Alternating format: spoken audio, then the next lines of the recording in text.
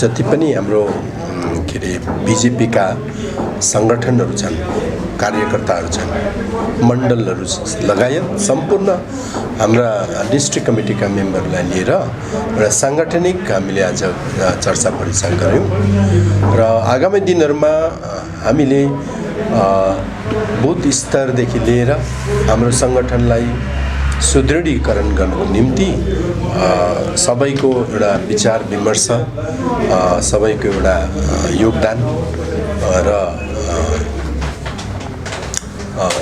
आइडियाहरू मिलाएर हामी एउटा संयुक्त रूपमा हामी अब उपरान्त फेरि सङ्गठनको सुदृढीकरणको कार्यक्रम अघि लाग्ने भनेर आजको एउटा साङ्गठनिक सभा जस्तो थियो र यसमा चारैतिरबाट है हामीले आज भेला गरेर एउटा निधो गरेका छौँ कि भारतीय जनता पार्टी को निम्ति राष्ट्र सर्वोपरि अनि आफ्नो स्थानीय जातिगत हाम्रो मुद्दा पनि त्यतिकै महत्त्वपूर्ण र यी दुईटै कुरालाई साकार रूप दिनको निम्ति भारतीय जनता पार्टी साङ्गठनिक रूपले सुदृढ र तयार रहनुपर्छ भन्ने हाम्रो एउटा सबैको विचार भएकोले हामी आफ्नो साङ्गठनिक कार्यक्रम निम्ति अगाडि बढ्नेवाला छौँ।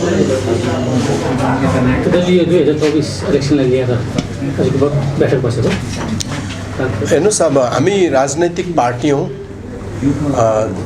इलेक्सन जुन एउटा जरुरी हुन्छ अनि जुन इलेक्सन चाहिँ स्वतन्त्र रूपले निष्पक्ष रूपले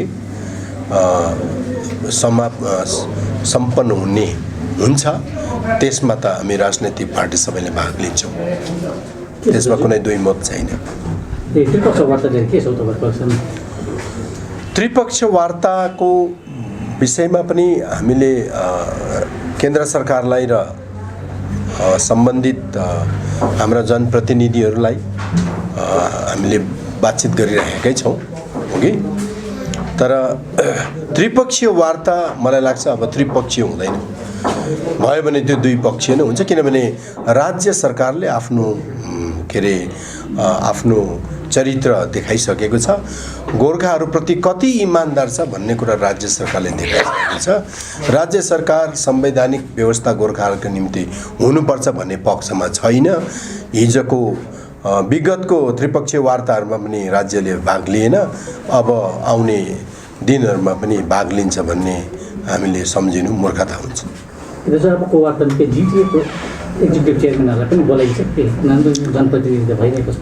यस्तो मलाई लाग्दैन, किनभने उहाँहरूले संवैधानिक व्यवस्थाको पक्षमा हुने हो भनेदेखि उहाँहरूले जिटिए चुनावमा भागै लिने थिएन। जिटिए चुनावमा जसले भाग लियो त्यो संवैधानिक पक्षको विरोधको पार्टी र दलहरू, मलाई त्यस्तो लाग्दैन। हुन त अब कसलाई बोलाइन्छ के बोलाइँदैन भन्ने कुरा यो गृह मन्त्रालयको प्रेरोगेटिभ हो, तर मलाई लाग्छ नैतिकताको आधारमा पनि बोलाइए तापनि यहाँहरू त्यसमा भाग लिन जाने छैनन्। यदि गए भने पनि यो टिएमसीको सरकारले उनीहरूमाथि एक्सन लिएला। यो त अब भारत सरकारले 2023-2024 होइन त्योसम्मको यो अहिलेको लोकसभाको मियाद हो। उनलाई पिपिएस को समाधान भन्ने कुरा पहिलेबाट हुन्थ्यो होला, तर यहाँ अंकुशेर अडचन नै राज्य सरकार भइदियो।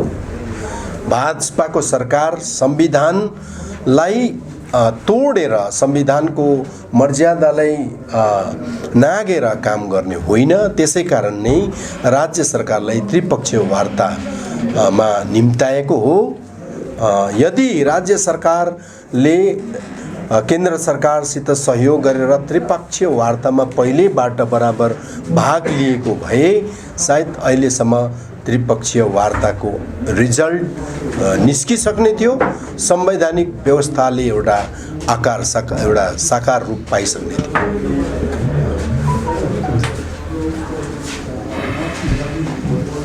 र विशेष यसमा जुन आज तपाईहरु मार्फत तपाईलाई ज्ञात भएको कुरा हो, पश्चिम बंगालमा जुन प्रकारले एसएससी स्क्याम पार्थ च्याटर्जीको नेतृत्वमा भएको जुन घोटाला, घुसखोरी र शिक्षा जस्तो महत्त्वपूर्ण सामाजिक क्षेत्रमा यस्तो ओहदामा बस्ने एउटा मन्त्री क्याबिनेट मन्त्रीले यस्तो खालको अपराध गरेको जुन घटना आज उजागर भइसकेको छ है, यो यसको जुन एउटा भारतीय जनता पार्टीले जुन प्रकारले हामीले यसको उजागर गर्ने कोसिस गर्दैछौँ कि यो एउटा कुरा यहाँ भारतीय जनता पार्टीलाई दोष लगाउँदैछ। भारतीय जनता पार्टीले यो जुन टिएमसीलाई बदनाम गर्ने को लागि यी सबै षड्यन्त्र हुन सक्छ भन्ने कुरा यो मनगढन्ती कुराहरु हुँदैछ। यो कदापि होइन। यो एकजना उम्मेदवार भनौँ न है, टिचर एपोइन्टमेन्टको लागि जुन चाहिँ प्यानल लिस्टमा नाम आएको एउटा महिलाले आफ्नो नाम अचानक अर्को नयाँ प्यानलमा नपाएको कारणले यसको गुनासो हाइकोर्टमा उहाँले राखेको कारणले बिस्तारा बिस्तारा हाइकोर्टद्वारा यो विषयवस्तुमाथि जाँच पडताल गर्दा गर्दै यो जाँच पडतालको जिम्मा एन्फोर्समेन्ट डाइरेक्टोरेटलाई दिए पछाडि त्यस पछाडि यो एन्फोर्समेन्ट डाइरेक्टरको पहलमा उजागर भएको कुरा हेर्नुस्। 50 करोड भन्दा बढी रकम आज पार्थ च्याटर्जीको मात्रै उद्धार हुनु, कति केजी सुन, कति केजी ज्वेलरी, कतिवटा मोबाइल फोन, कतिवटा फ्ल्याटहरू हेर्नुस् त है, एउटा सिटीको पस एरियामा फ्ल्याटहरू हुनु आज बङ्गलादेशमा पनि प्रपर्टी भन्ने कुराहरू आउँदैछ हो कि। यी सबले के बुझाउँछ भन्दाखेरि हेर्नुस्, तृणमूल सरकार वास्तवमा कस्तो सरकार हो भन्ने कुरा उदाङ्गो हुन्छ। यो आज सम्पूर्ण पश्चिम बङ्गालभरि नै आज यो उजागर भएको छ। जनताले चाल पाएका छन्। उनीहरू वास्तवमा बीजेपी सरकारले पहिलेबाट, बीजेपी पार्टीले पहिलेबाट भन्दै आएको हो, यो तोलाबाजी, घुसखोरी, यो सिन्डिकेट चलाउने पार्टी हो भनेर पहिलेबाट भनेको हो। आज शिक्षा जस्तो महत्त्वपूर्ण क्षेत्रमा यो सिन्डिकेट र घुसखोरी यत्रोसम्म भएको रहेछ भन्ने कुरा हामी थाहा पाउँछौँ कि।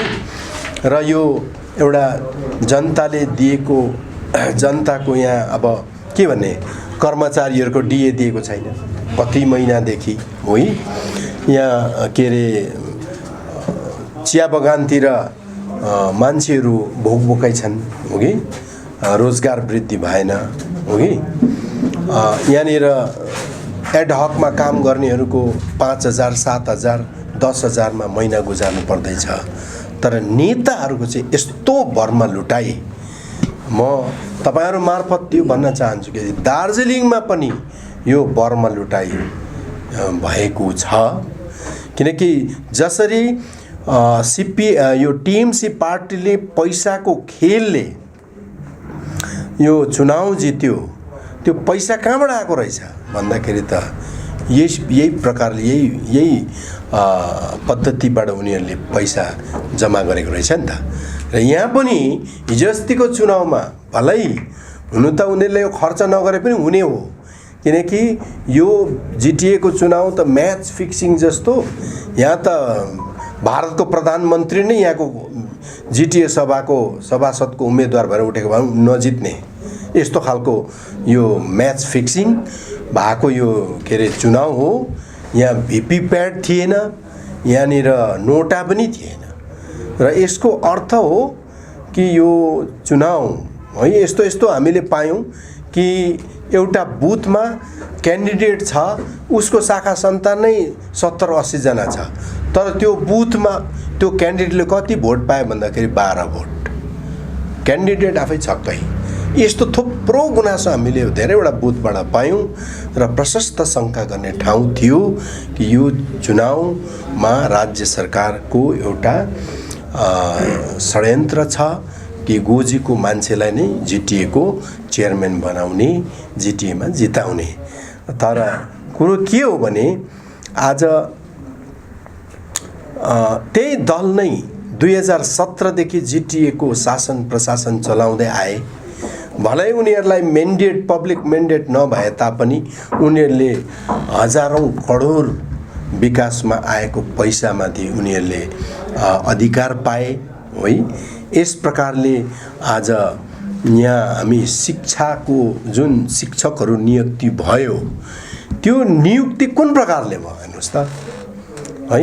एसएससी को एक्जाम कहिले दियो, कहिले पास गरे, कहिले त्यो प्यानल आउट भयो, प्यानल लिस्ट आउट भयो, सार्वजनिक भयो, कसैलाई थाहा छैन। तर कस्ता कस्ताले एपोइन्टमेन्ट पाए है, कसरी पाए, आज जनताले बिजेपी पार्टीले चारतिरबाट गुनासो पोख्दैछन्। यसकारण हामीलाई यो 100% हामी विश्वास गर्छौँ, जुन 50 करोड उद्धार गरेको छ इन्फोर्समेन्ट डाइरेक्टरेटले, त्यसमा दार्जिलिङ पहाड यो जिटिए क्षेत्रको उम्मेदवारहरूको पनि पैसा चाहिँ अवश्य हुनसक्छ।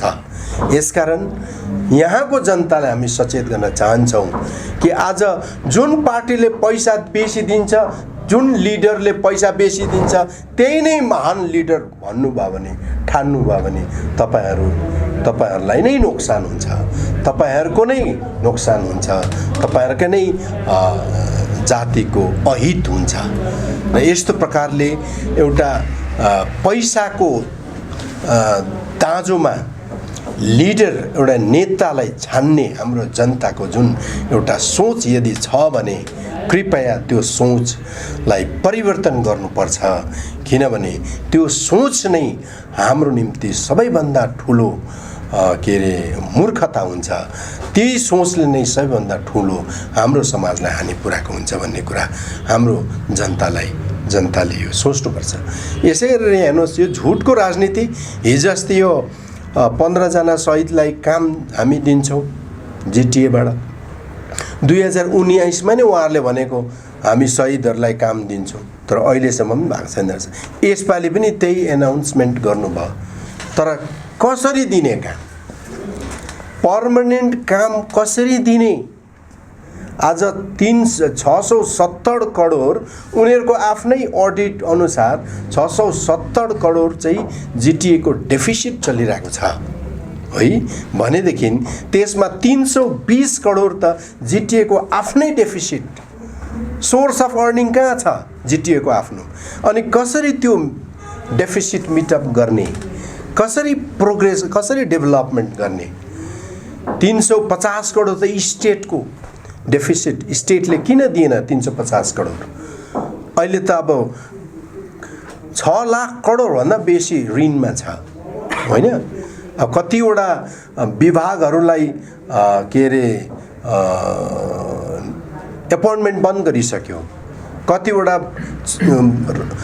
चल्दै गरेको काम गर्ने नोकरीदारहरूलाई घरमा बस भन्नु थाल्यो, कतिवटा संस्थाको के अरे स्यालेरी पाएको छैन है, डिए दिएको छैन। जिटिएमा न त पर्मनेन्ट नोकरी दिने अन्य डिपार्टमेन्टमा के पूर्वाधार छ? कुन चाहिँ स्ट्याट्युटरी कमिटी गठन भएको छ? सर्भिस सिलेक्सन बोर्ड पायो जिटिएले? पाएको छैन। कलेज सर्भिस कमिसन पाएको छैन, स्कुल सर्भिस कमिसन पाएको छैन, सबअर्डिनेट सर्भिस सिलेक्सन बोर्ड पाएको छैन। त कसरी पर्मनेन्ट नोकरी दिने? त्यही 10,000 को नोकरी। अनि लाज हुनुपर्ने, किनकि यो शहीदहरूले हाम्रो सोनादाको एकजना हाम्रो शहीद परिवारले भन्नुहुँदै थियो, शहीद हामीले गोर्खाल्यान्डको लागि बनाएको, नोकरीको लागि होइन। आज जुन मान्छेले गोर्खाल्यान्डलाई लात लगाएर गोर्खाल्यान्डको लाई धोका दिएर है, जुन सरकारसँग मिल्नु गयो, त्यो सरकारले जसरी यहाँ है आन्दोलनकारीहरूलाई बुलेटद्वारा शहीद बनायो है बन्दुकको गोलीले शहीद बनायो आज त्यही सरकारको के अरे आडमा चाहिँ त्यही शहीदको परिवारलाई नोकरी दिन्छ भने हामी त्यो कदापि स्वीकार गर्दैनौँ। यो प्रकारले बार बार शहीदहरूलाई अपमान गर्नु यो अनुचित हुन्छ हो कि। यहाँनिर मिरिकमा भन्दै थियो अरे त्यो पानीको जल मिसन हर घर हैन जल मिसन भन्ने एउटा सरकारको केन्द्र सरकारको योजना हो। त्यसमा धेरै करोड रुपियाँ केन्द्र सरकारबाट अनुमोदन भएर है त्यो राज्यमा आयो। राज्यले त्यो जिटिएलाई नदिएर त्यो चाहिँ हाम्रो के अरे यो हाम्रो कालिम्पोङको एउटा प्रोजेक्ट छ नेउरा भ्याली प्रोजेक्ट, त्यसबाट पनि धेरै करोडको प्रोजेक्टहरू घर घर हर घर नल हर घर जल भन्ने योजना अन्तर्गत करोडौँको पानीको प्रोजेक्टहरू गरिरहेको छ। र यहाँ मिरिकमा पनि यो जुन हिजो अस्ति उहाँहरूले उद्घाटन गर्नुभएछ राम्रो हो है। मिरिकको जनताले पानी घरमै आउनु पर्छ भन्ने एउटा उहाँको चाहना, त्यो उहाँहरूको अधिकार हो। केन्द्र सरकारले उहाँहरूको निम्ति त्यो रकम स्याङ्सन गरेर पठाएको हो। तर यहाँ हाम्रा जिटिएका सभासदहरूले चाहिँ केन्द्र सरकारको चाहिँ एक शब्द पनि उच्चारण नगरिकन यो चाहिँ जिटिएकै माध्यमबाट गरेको भन्ने जस्तो उहाँहरूले गर्नुभएको रहेछ है। यसरी जनतालाई झुटो भ्रममा राख्नुहुन्न। सत्य कुरो भनिदिँदा उहाँहरू सानो हुन्न। सत्य कुरा भनिदिउन् जनतालाई कि त्यो परियोजना केन्द्र सरकारबाट आएको हो, त्यो फन्ड त्यो कोष केन्द्र सरकारबाट आएको हो र जिटिए मार्फत त्यो कोष त्यहाँनिर त्यो प्रोजेक्ट त्यहाँ इम्प्लिमेन्टेसन हुँदैछ।